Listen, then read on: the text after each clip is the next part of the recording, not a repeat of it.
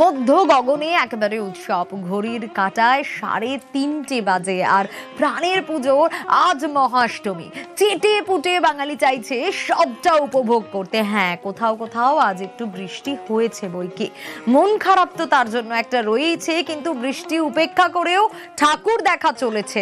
সেই ছবিও দেখা গেছে বিভিন্ন প্রান্তে, যে হোক বৃষ্টি তাও ঠাকুর দেখা, কারণ সপ্তমী অবধি কোনো রকম বৃষ্টি ছিল না। অষ্টমীতেও হয়তো আর বৃষ্টি হবে না, কারণ সকলে এখন এটাই চাইছে যে বিকেল থেকে সন্ধে রাত অষ্টমীর একেবারে জমজমাট থাকুক। দুপুরের দিকে যা ছিটেফোঁটা বৃষ্টি হলো হোক, কিন্তু আর নয়। মধ্য গগনে মহোৎসব মানেই নতুন জামা, নতুন শাড়ি, আর আমার এই সুন্দর শাড়ির স্পন্সর মানে আমার পোশাক সৌজন্যে প্রিয় গোপাল বিষয়। নজর রাখবো বিভিন্ন প্রান্তের দিকে, বনেদি বাড়ি, সাবেকিয়ানা থেকে সেই আভিজাত্য থেকে বিভিন্ন প্রান্তে বারোয়ারি পুজো, সেগুলোও আমরা দেখাচ্ছি আপনাদের।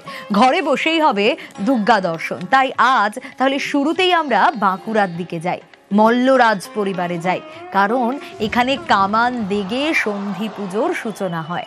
বিষ্ণুপুরে মল্লরাজাদের পরিবারে মায়ের মৃন্ময়ী রূপ। কামান দেগে সন্ধি পুজোর সূচনার রীতি রয়েছে রাজবাড়িতে।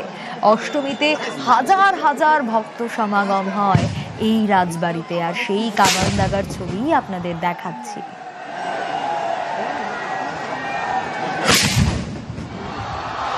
ঠিক এভাবেই হয় সন্ধি পুজোর সূচনা। রাজাদের পরিবারে মায়ের মৃন্ময়ী রূপ।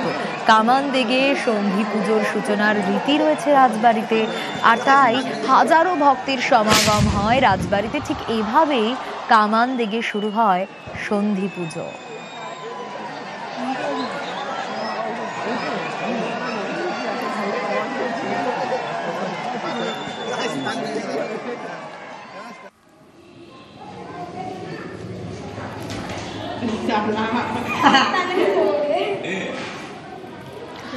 আর শুধু কি মল্লরাজ পরিবার না, এবার দেখুন গোপীবাবুর বাড়ি, সেখানেও কামান দেগেই হয় সন্ধি পুজো।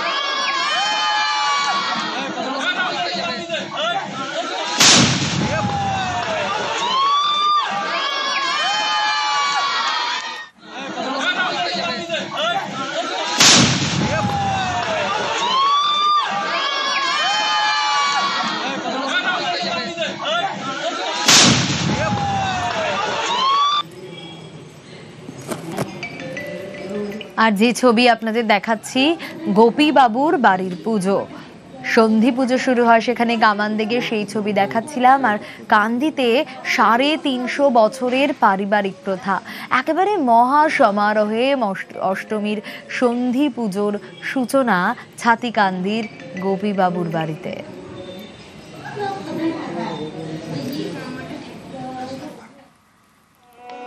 এবার দেখাবো দেবীঝোড়া সর্বজনীন দুর্গাপূজা কমিটি। এবার তাদের 57তম বর্ষে পড়েছে।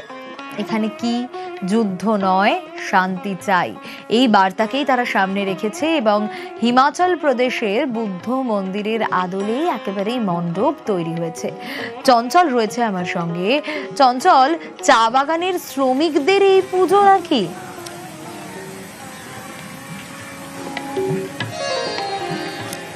দেখো সোনিয়া, একদমই কিন্তু এই চা বাগানে যে শ্রমিকরা রয়েছে তারাই কিন্তু এই পুজো করেছে, এবং তাদের যে আয়, অর্থাৎ জানা প্রত্যেকেই জানে যে তাদের কীরকম আয় থাকে। তাদের একদিনের যা বেতন, সেই টাকা দিয়ে কিন্তু তারা এই পুজো করছেন। এবং প্রত্যেক শ্রমিক, অর্থাৎ এই যে দেবীঝোড়া এলাকায় জুড়ে প্রায় 1200 শ্রমিক রয়েছেন, এবং সেই 1200 শ্রমিকের চাঁদা এবং রাজ্য সরকারের যে অনুদান 1,10,000 টাকা, এই দুটো টাকা মিলিয়ে কিন্তু এই পুজোর আয়োজন করেছে। তবে এবারের যে থিম, সেই থিম হচ্ছে যুদ্ধ নয় শান্তি চাই। এই বার্তাকে সামনে রেখে হিমাচল প্রদেশের যে বুদ্ধ মন্দির, সেই বুদ্ধ মন্দিরের আদলে কিন্তু এখানে মণ্ডপ তৈরি করা হয়েছে এবং এই বার্তায় কিন্তু ছড়িয়ে দিতে চায় শুধু আমাদের এই দেবীজোড়া নয়, গোটা দেশ গোটা বিশ্ব জুড়ে এই বার্তা যাতে ছড়িয়ে দিতে পারে, এই দেবীজোড়া শ্রমিকদের কিন্তু এই উদ্যোগ দেখা গেছে। এখানে কিছু যারা দেবীজোড়া যে শ্রমিক রয়েছে চা বাগানে, তারা রয়েছে পুজো কমিটির কিছু সদস্য, তাদের সাথে কথা বলবো। তারা এই যে ভাবনা কিভাবে আসলো আপনাদের, এবং চা শ্রমিক আপনারা চা তো তেমন তো কোনো রোজগারও নেই, তেমন কোনো বেতনও নেই শ্রমিকদের, তবুও এই ধরনের এত বড় একটি পুজোর উদ্যোগ কিভাবে সম্ভব? বর্তমান টিভি মোবাইলের দ্বারা আমরা দেখছি যে বিশ্বের বিভিন্ন জায়গায় যুদ্ধ, আমাদের এমনকি ভারতবর্ষের আশপাশে প্রচন্ড যুদ্ধ। এই থেকে আমাদের চিন্তা ভাবনা যে যুদ্ধ নয়, আমরা শান্তি, আমরা হলো বাগানের লোক, আমরা শান্তি চাই। হ্যাঁ, আমরা শান্তিপ্রিয় লোক। এ থেকে আমাদের এই থিম যুদ্ধ নয় শান্তি চাই। বুদ্ধর প্রতীক, বুদ্ধের একটা বাণী যে যুদ্ধ নয় শান্তি চাই। এই থেকেই আমাদের এই মানে ভাবনা যে মানে বুদ্ধের এই জিনিসটাকে ছড়িয়ে দিই। এখানে কিছু মহিলার শ্রমিকরা রয়েছেন, যারা মহিলারা তারাও কিন্তু একেবারে সাধু উদ্যোগ তা বলার অপেক্ষা রাখে না। আর শুধু তাই নয়, মন্দির তারই সঙ্গে মণ্ডপ এবং প্রতিমাও অনবদ্য। এবার আপনাদের নিয়ে যাব সিউড়িতে। শেহারাপাড়া সমন্বয় সর্বজনীনের দুর্গাপুজো দেখুন। তাদের থিম ভয়ঙ্কর ভূতের গুহা। যে ছবি আপনাদের দেখাচ্ছি সিউড়ির শেহারাপাড়া সমন্বয় সর্বজনীনের।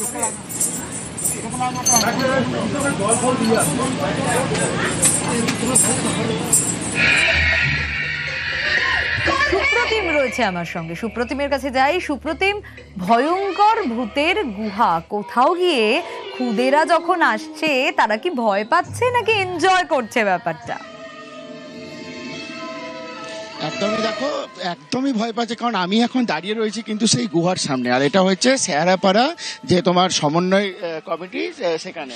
আর যদি সেই ভূতের তোমাকে দেখায় যে এই দেখো, দেখছো, দেখো এই এরা কিন্তু বেরিয়ে আসছে বিভিন্ন রকম করে। আর এদের সঙ্গেও যদি একটু কথা বলে নি যে তুমি কি ভূত? ভালুক। ভালুক ভূত। আর তুমি কি? আমি কঙ্কাল ভূত। আর ভেতরে কারা কারা আছে? অনেক আছে, অনেক জায়গায় বাঘ, ভাল্লুক, গেছুত, মেছুত। মানে ভেতরে সব রকমের ভূতরাই কিন্তু রয়েছে। অর্থাৎ সিউড়ির লোকরা কিন্তু রাত অবধি ঘুরতে পারবে নিশ্চিন্তে, কারণ সব ভূতরা এখন এখানে শো দেখাতে আসছে। আর যারা এই শো দেখেছে তাদের অবস্থাটা একবার তোমাকে দেখাই, এসো একবার তাদের সঙ্গেও কথা বলাটা দরকার। কেমন দেখলেন? দারুণ দারুণ, খুব ভালো করেছে, ভয়ও লাগছে খুব ভিতরে, আর খুব সুন্দর করেছে, নতুনত্ব করেছে, বেশ ভালো লাগলো। মানে আপনাকে কি ভূত দেখে কতটা ভয় লাগে? গেমে তো একেকার অবস্থা, কিন্তু মানে নতুন যে একটা আয়োজন খুব ভালো লাগলো। সিউড়ি শহরে ফার্স্ট টাইম এটা হয়েছে, কিন্তু খুব বিভৎস ভয়ের, খুব ভয়। কি বলছিল ভূতরা? কি ভূতরা ধরতে আসছিল, গায়ের মধ্যে পড়ে যাচ্ছিল, ভয় লাগছিল বেশ। মানে পরিবেশটা ভিতরে একটা আওয়াজ রয়েছে, দারুণ ভয় লাগছিল, ভালোও লাগছে। ভয় তো পেয়েছে, ভালো লেগেছে। তবে কিন্তু এখানে একটা ওরা সতর্কবাণীও রেখেছে যে যাদের হৃদয় দুর্বল, যারা ভয় পায়, তাদেরকে কিন্তু এখানে আসতে বারণ করা হচ্ছে। হঠাৎ হঠাৎ করে সামনে এসে ভূতে টেনে নেওয়ার এক মতো একটা ব্যাপার সৃষ্টি হচ্ছে। দেখতেই পাচ্ছ ভূতরাও সব দাঁড়িয়ে আছে, এবং সিউড়ির লোকরা কিন্তু একদিক দিয়ে তোমার এখন নিশ্চিন্ত যে সিউড়িতে এখন রাত্রেবেলা ঘুরলে ভূতে ধরবে না, সব ভূত এখন এখানেই আছে, তারা এখন শো দেখাচ্ছে। বেশ, একেবারে যে ছবি আমরা দেখছি শেহারাপাড়ার, ছোটরা এলে অবশ্যই ভয় পাওয়ারই মতো।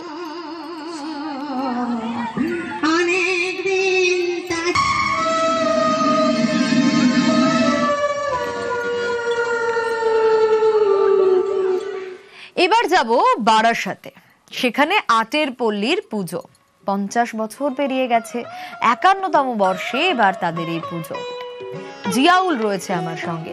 জিয়াউল, যা দেখতে পাচ্ছি তাতে রামেশ্বরম মন্দির তামিলনাড়ুর, তার অনুকরণেই বোধহয় এই মণ্ডপ তৈরি হয়েছে।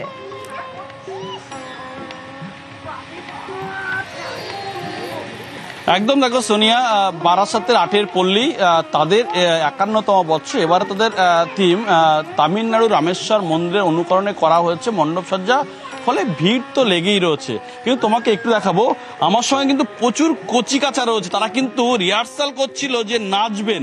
একটু নাচ হয়ে যাক, একটু নাচ হয়ে যাক, নাচ হয়ে যাক একটু।